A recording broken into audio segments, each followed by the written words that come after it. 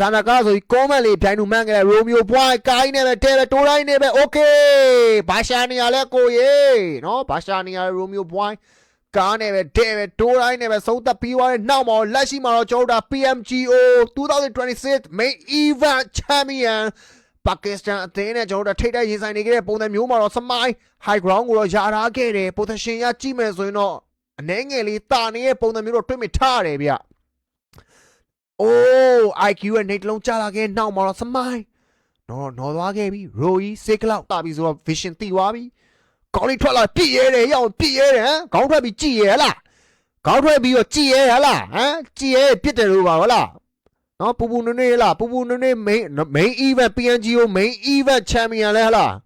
တီးထုတ်ပေးရမယ်ကြည့်ရဲပြစ်တယ်လို့ပါတော့စေကလောက်